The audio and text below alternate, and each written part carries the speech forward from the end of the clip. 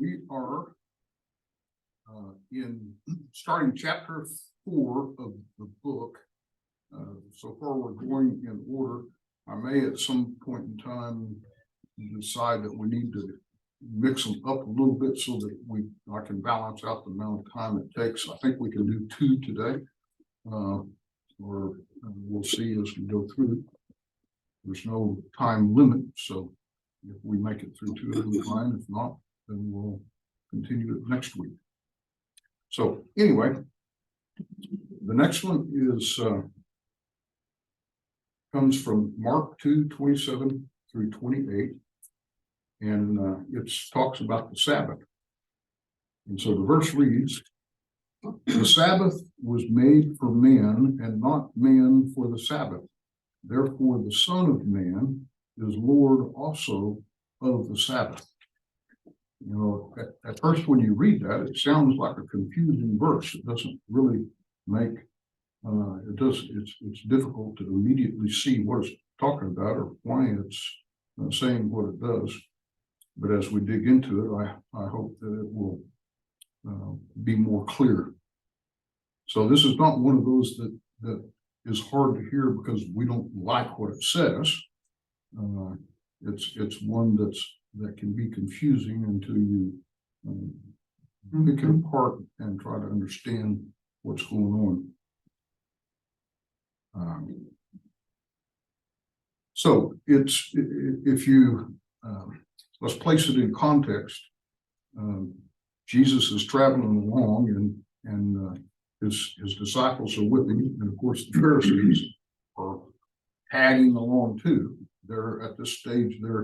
They're just constantly monitoring him to see if they can find something to charge him with, something that rises to the level where they can interfere with his ministry and somehow throw him off track because he's becoming too successful, he's gaining too many followers, and is becoming a threat to their hypocritical empire, if you want to say it that way. Well, as they're walking through this field of grain, and it doesn't tell us exactly what grain, it says later that they're rubbing the ears, which would make it sound like corn, but then wheat and other grain have heads, and so we don't know for sure what the grain is, but it's a grain field. And as they're walking along, some of his disciples are taking the grain heads and rolling out the seeds and eating them like we would sunflower seeds or some other kind of seed. And as they're eating them, the Pharisees see it, and they call out to Jesus, "Why are you letting them violate the law of the Sabbath?" And this was Jesus's response, was that the Sabbath was made for men, not men for the Sabbath. Therefore, the Son of Man is Lord also of the Sabbath. So that's where we're at. That's the situation that we're in. And so now let's try to figure out what Jesus meant by what he said. A little bit fuller account comes from Luke 6:1-5. And there it reads, "Now it happened that he was passing through some grain fields on a Sabbath, and his disciples were picking the heads of grains, rubbing them in their hands and eating the grain. But some of the Pharisees said, 'Why do you do what is not lawful on the Sabbath?' And Jesus answering them said, 'Have you not even read that David, when he was hungry, he and those who were with him, how he entered the house of God and took and ate the consecrated bread, which is not lawful for any to eat, except the priests alone, and gave it to his companions? And he was saying to them, the Son of Man is the Lord of the Sabbath.'" So now we add that Jesus brought in another situation. David, at some point, was on a secret mission from the king, and he and his group, doesn't call them soldiers, but I assume that it was soldiers, and they were on a mission for the king, a secret mission. And during the mission, they needed food, and they stopped in and asked this priest for some loaves of bread. And he said, I don't have any. I don't have any regular bread. All I have is the consecrated bread that's used in the ceremonies at the temple, which is forbidden for anybody else to eat, that only priests can eat it. And David said, well, I need bread, so give it to me. And they did, and David handed it out, and they ate it. So he was bringing up an example of other times when the Sabbath rules were broken, and the rules of the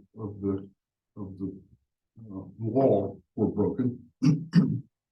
So he was trying to set a priority. He was demonstrating that human needs are more important than ceremonial law, that at any time the law can be set aside if it's for a valid reason to satisfy a human need.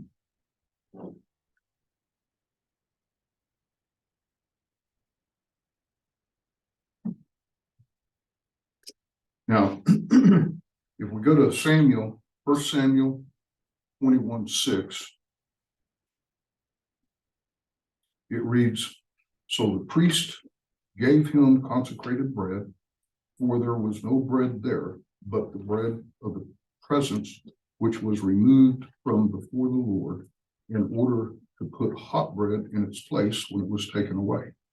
So this bread offering was something that was rotated. Bread was consecrated and put up to the Lord as an offering, and then they would replace it the next day with new bread and take the bread from that was there out, and then that's what the priests ate. That was the source of their food.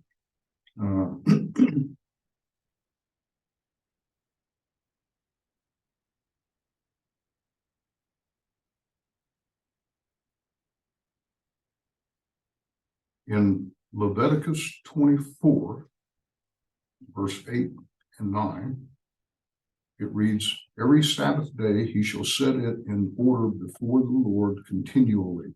It is an everlasting covenant for the sons of Israel. It shall be for Aaron and his sons, and they shall eat it in a holy place, for it is most holy to him. From the Lord's offerings by fire, his portion forever. This is talking about the consecrated bread. So it was clearly against the law. Now, what Jesus and his disciples were doing in the grain field, the Pharisees were calling that harvesting. And the law said you can't harvest on the Sabbath. You're not supposed to harvest on the Sabbath. Well, these guys were picking some grain heads and eating it. That's not exactly a harvest. So the Pharisees' charges against them were greatly exaggerated. It wasn't even a legitimate complaint to say that they were harvesting grain by getting a few seeds and eating them. And Jesus is saying David did something much worse than what you're accusing us of. And even that was proper, was okay, because the need of David was more important than the ceremonial law that they were violating. So he was making a comparison of these two wrongs according to the Pharisees' eyes, and adjusting or trying to give them an adjustment to their priorities. And do we not see that in our lives? Do we not see people picking on something and then making it so much more important than it really is? In other words, the offense type thing we have in our society now, where everybody finds offense in even the most minor thing, and they elevate it to the point of we're going to protest, and we're going to riot, and we're going to have we're going to disrupt everything for the next whatever because of this offense that we have found that we don't like. Well, these Pharisees were doing that. They were offended by these guys eating a few seeds on the Sabbath.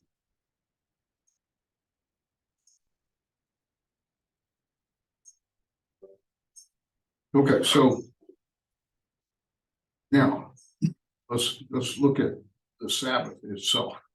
The rules that they violated were insignificant in real context. But why do we have rules about the Sabbath? Why did God establish the Sabbath to begin with? And for that, we have to go back to Genesis 2, verse 2 and 3. And it reads, by the seventh day, God completed his work, which he had done, and he rested on the seventh day from all his work which he had done. Then God blessed the seventh day and sanctified it, because in it he rested from all his work which God had created and made. We all know the story about Genesis, and we know God created everything. How, I don't know. It is a mystery and a miracle. And when I go to God in prayer, that's where I always start. I praise God for the miracle of creating everything, just everything, all our reality, everything there is, God created. From the humongous stars to the tiniest animal, God created it all. So it took 6 days. Now, some people argue that. Some people have a difficulty thinking even God could do all that in 6 days. So they have other theories about, well, it wasn't really 6 days. A day is 1,000 years to God. The scientists have proven that there was millions of years of evolution and all this other stuff. And everybody's welcome to their own beliefs. In my mind, when God said 6 days, he meant 6 days. One curious thing is, God created time too. He created time just like he created everything else, including the natural laws, gravity, and so on and so forth. But my response to those questions is, if 6 days wasn't long enough for God to create everything, then how long would it take him? 6 weeks? 6 months? 6 years? Just how much time do you think God would have needed if God can do anything and everything and could speak everything into existence? What makes you think he can do in 6 weeks what he couldn't do in 6 days or 6 hours? So my point is that this isn't an accident that God put this in the Bible. It was to establish a pattern for us. He didn't create the day of rest for him. God didn't get worn out. He didn't say, "Oh man, I'm going to have to take a day off. I can't do anything else until Monday. I gotta take a day off, or Saturday, whenever the Sabbath was at that point in time." But the point is God didn't get tired and worn down to where he couldn't go on without a day of rest. He didn't need to rest. He was setting up a format, a pattern. He was giving the day of rest for us because he knew his creations would need to rest. And we'll find as we go through here that didn't just apply to mankind. It also applied to animals. It also applied. So God created this pattern of a week with a day of rest because he knew it was necessary for his creations to be able to renew themselves and restore themselves and go on. As a kind of a sideline, the Hebrew word for rest is Shabbath, which is later translated into Sabbath. So the word for rest is where we get the word for Sabbath from. So the day of rest is the Sabbath, the day of Sabbath.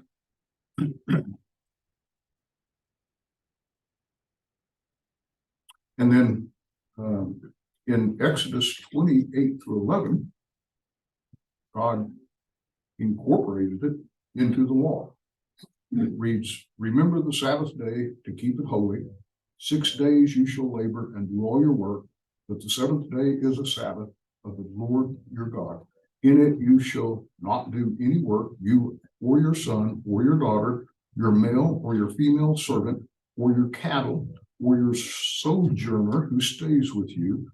For in 6 days the Lord made the heavens and earth, the sea, and all that is in them, and rested on the seventh day. Therefore the Lord blessed the Sabbath day and made it holy.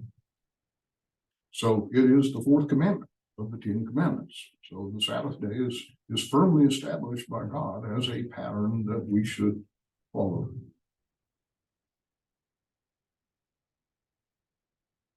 You know, there used to be a saying for somebody who would be considered a workaholic, somebody who, just was running at more than full speed. They would say, he's burning his candle at both ends.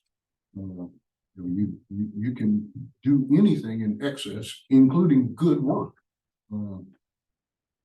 Everybody needs a day of rest, or you burn out. You burn your candle at both ends, and it will go out twice as fast as it would if you're just burning it at one end.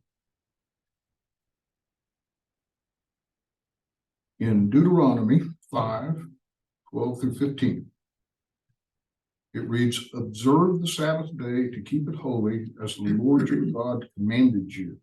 6 days you shall labor and do all your work, but the seventh day is a Sabbath of the Lord your God. In it you shall not do any work, you or your son or your daughter or your male servant or your female servant or your ox or your donkey or any of your cattle or your sojourner who stays with you, so that your male servant and your female servant may rest as well as you. You shall remember that you were a slave in the land of Egypt, and the Lord your God brought you out of there by a mighty hand and by an outstretched arm. Therefore the Lord your God commanded you to observe the Sabbath day.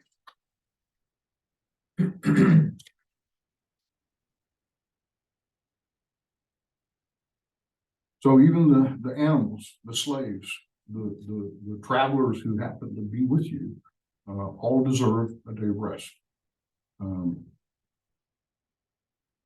Now, as you think about this, was that a particular day that God established? Is our Sunday the same day that God established as a Sabbath day? At this time, the Sabbath was on a Saturday. Today, we designated as Sunday. Did God say that a particular day of the week had to be the Sabbath or the day of rest? I don't think that is, you can read that out of what we've been given. The day of rest is certainly the concept of God. What day that we label that as is it's the seventh day after creation, but our calendar doesn't necessarily align with that, right? So the question is, and I think one of the things that Jesus was saying is that everybody needs a day of rest, but does that day have to be the same for everybody? Does our Sunday, is that locked in as the only day that you can rest? That becomes a problem. And I think it bears out from what Jesus said, that there are things that some people need to do on a Sabbath, and it's not necessarily breaking the law because they do them. In fact, some people, like doctors, nurses, X-ray technicians, we need those people at work on what we call the Sabbath or Sunday, as well as every other day, because we need people need to be treated. We have police officers, we have firefighters, we have people who have to work. That doesn't mean that they can't have a day of rest. Doesn't mean that they shouldn't have a day of rest, because God says that you should have a day of rest.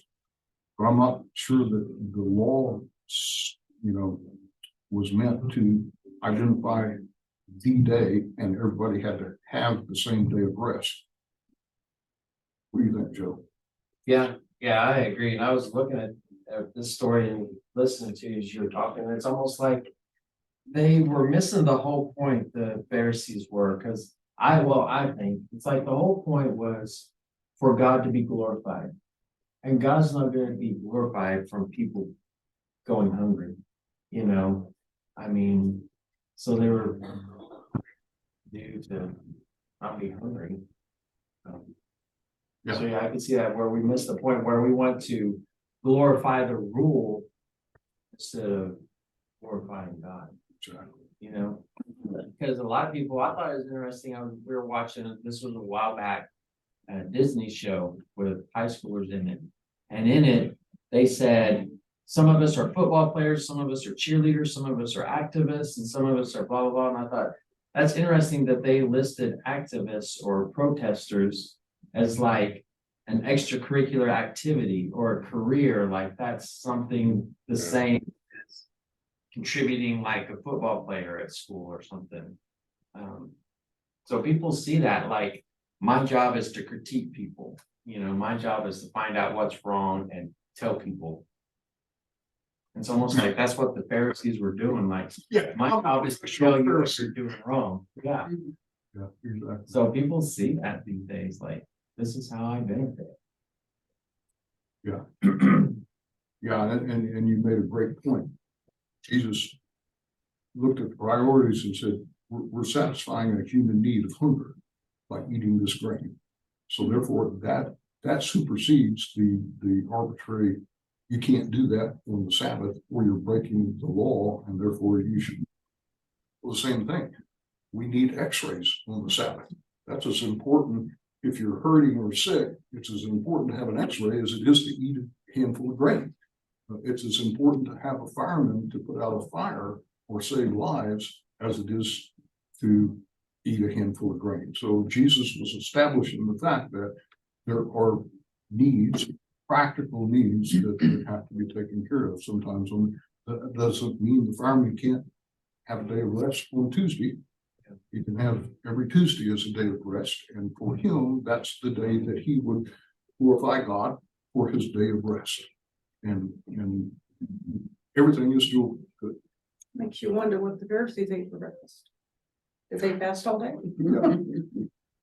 Yeah. Say Roy. Conversely, the Sabbath was declared a law when it was a 10 commandments, one of the 10 commandments, and that idea carried through to our society in what was, I think, called the Blue Laws, where there's only essential services that were allowed to operate on Sunday. But at some point, our society decided that we needed 7 days of shopping rather than the 6. And that all went away. But it was a law in our society that recent. So. Yeah, and you bring up an excellent point, Larry. For us old guys. Yeah. For the people who can remember, that was true. If you needed groceries, or if you needed milk, if you needed bread, if you needed whatever you needed, you better get it on Saturday afternoon, because you wouldn't be able to buy it on Sunday morning because stores were all closed on Sunday. I can remember those days. I can remember, most businesses. I mean, bowling alleys, even entertainment venues, movie theaters, things like that. Yeah. And that was a slow evolution where, And it was done by, almost by county and by state, and some cities. It's ordinances for the city, and those slowly eroded. And we could get into philosophical discussions about, is the long road to liberalization of Christianity and compliance with the Bible's laws, and those are difficult issues. Are we better off today than we were when we had the blue laws?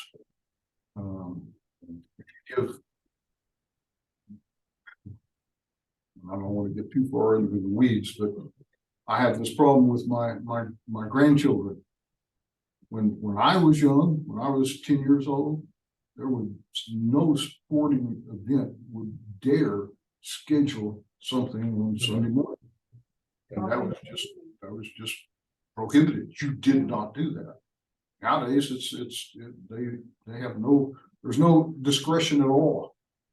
Whether it's baseball, basketball, soccer, they all schedule practice sessions on Sunday, games on Sunday, tournaments on Sundays. So our established day of Sabbath, Sunday, has been essentially washed away by the world. Again, we can establish, we can give God the same honor by establishing our own day of rest and adhering to what we think should be the standard of the Sabbath, and in defiance of the world. We're not of the world. We're in the world, but we're not of it. So you're right. Do you think we should go back to that? Would you like to see us go back to that? Well, I think there's been a lot of downside to getting away from it. I don't think our youth, they no longer have prayer in schools. So I don't know that they even say the Pledge of Allegiance anymore. Children don't understand that there's something more important than commercialism or whatever it is they want to do. I guess I kind of think that yeah, we probably ought to be back doing that rather than what we're doing. I don't think it's going to change anything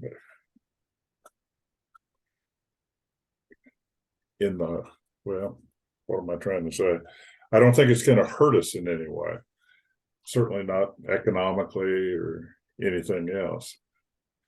But I tie those traditions into traditional values.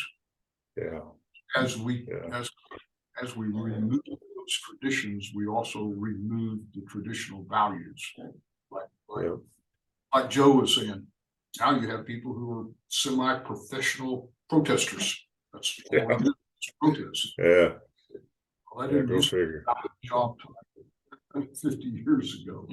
So anyway, I look back on those days with some fond memories, but I don't know, in our complex technical society today, I don't know if you could get back to that point in time. It's because many people are expected to work on Sunday. So then what's the definition of critical services that can work on Sunday and can't? Then you have to make those decisions, and worse yet, bureaucrats and politicians and who wants to get it done to make those decisions. Anyway, let's go to the last part of this, which I think is important too. And it is the last part of that statement. In the first two parts, the Sabbath was made for man and not man for the Sabbath. Okay, so we see that God established the Sabbath as a day of rest because man needed it, not because he needed it. Animals need it. Everybody needs a day of rest. But that last statement, therefore the Son of Man is Lord also of the Sabbath. Well, so now the description is not man, made for man. It's the Son of Man is the Lord also of the Sabbath. So the Son of Man title is one specifically for Jesus, and it's probably the most used title in the New Testament for Jesus, and his favorite title for himself. He called himself the Son of Man as more times than anybody else called him that. And what this means is several things, but if we go to Matthew 28:18, it reads that, and Jesus came up and spoke to them, saying, all authority has been given to me in heaven and on earth. So Jesus, the Son of Man, is appointed by God as the ultimate man. He is the interface between man and God. He sits at his right hand in heaven and intercedes for us on a constant basis. So he, being the Son of Man, is the natural authority over man. And so therefore, the Son of Man is the Lord of the Sabbath, which was appointed to man by God. So therefore, it's kind of like we used to say in the Army, what does the rule say about that? Doesn't matter. The general said do it. The general makes the rules. So it doesn't matter what the rules are, the general can change the rules whenever he wants to because he's the general. The Lord of the Sabbath is the Lord of the Sabbath. He is the authority. He is the law. So therefore, how can you break a law that the Lord of the law is can change? So if he says you can eat grain on the Sabbath, you can eat grain on the Sabbath. So Jesus himself is the final authority of what the law says. And that's what he was telling the Pharisees. I'm saying that human need supersedes the way that y'all are applying the law, and I am the law, so I have the authority to decide whether you're doing it right or wrong. Does that make sense? Okay, well, these are 3 minutes for the next one. And although it is a short one, I don't think we can do it justice by trying to squeeze it in. So we will wait and do that next week. Larry, Brenda, we never did see Vanetta. I hope she wasn't trying to get in, but we'll see y'all. All right. Okay. Bye, Love you everybody. guys.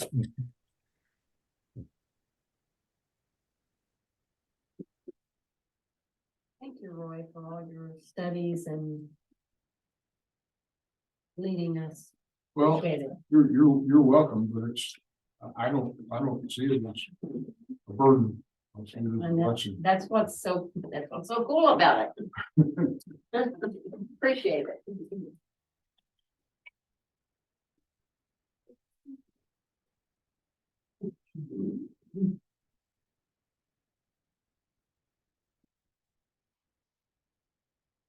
I mean, where are we? Yeah, there is something that he said with this taking time to pause. Like, I don't know, God's done, I was provided, or else we will, by ourselves, right? Today, I don't either. Yeah, and Yes. you know, we somehow we pick Sunday, but you know, it just makes sense that we had picked Monday. And then everybody worked, you know, Tuesday through Saturday, and then take Monday off. It's in fact, hair places like barber shops and stuff, and they used to take stuff Monday as their day off, Yeah, and they open on Sundays so that people can get haircuts on the weekend, that kind of thing. So So it's important to have a day of rest and spend it. What my point is Sunday isn't the day you're supposed to, oh, let's go to the lake and do, in other words, it's not the day off from work so that you can do things you personally enjoy doing. It should be the day you spend as much as possible in communion with God. And that could be on a Wednesday, it could be on a Saturday, but one day you should say, this is your day. What would you like for me to do today on my day of rest? That's the key. And and I've been there as a parent with competitive sports and just getting caught up in the moment. Okay, we need to stay up with everybody else, up with the Joneses. We're gonna stay competitive. We gotta do this. We want our kids to have a scholarship someday, even though they're just in second grade. We need to be doing these tournaments. I mean, I've been there, but looking back, I'm like, that had no effect on the way my kids grew up. Yeah. I mean, In fact, I have a buddy that lives in Tuttle that's going through that right now. He was like, when we joined this team, we all agreed no practices on Wednesday evenings, no tournaments on Sunday. But then after the team was established, the parents voted. yes. I still, and that's one thing I'm still looking for, is to keep that out of my heart. I've got a young man that I knew from small who grew up and became a pastor and started a church. And my daughter and her family were going to this church. She knew him in high school, and so they were going to his church. And then when the pandemic hit, this church shut down and he never got reestablished. Well, he became a soccer coach. And so my grandson ended up on his soccer team. And the parents all chose Sunday morning. That's the practice time. And that's so he said, okay, we'll practice on Sunday morning. And now my grandson has a conflict and can't go to church because that's when they do the practices. Pastor. And so now I have a hard time when I see him, I have a hard time being friendly. I have a hard time, doing the manhood because you took my daughter hasn't started going back to the church. She's waiting for him. His church started again. So now they're out of church because they're waiting on this pastor to get a church started. So they haven't gone to church since the pandemic. Their pastor and you have damaged you should at least let them go. Turn them loose. Say, go find another church. And we're not going to practice on Sunday morning. Because then we get people that want to swing the pendulum too far the other way and be like, well, because of what we just read now, it's okay for us to not, rest on the Sabbath. So if we're not going to rest, let's do something productive. Let's have practice. It's like, that's not what Jesus was getting at all. He was getting at what's going to glorify the Father here, guys. Yes, and that's the key. So if you're not going to use Sunday as the day of rest and commune with God, then pick Wednesday. But don't just do away with it. If you do away with it, now you're violating his purpose for the Sabbath, the day of rest. You're not taking a day of rest. You're not spending it. So that's what you can't turn Sunday into the day when we go to the lake. If it's just about the lake and having fun, because now you've done away with this day of rest. Well,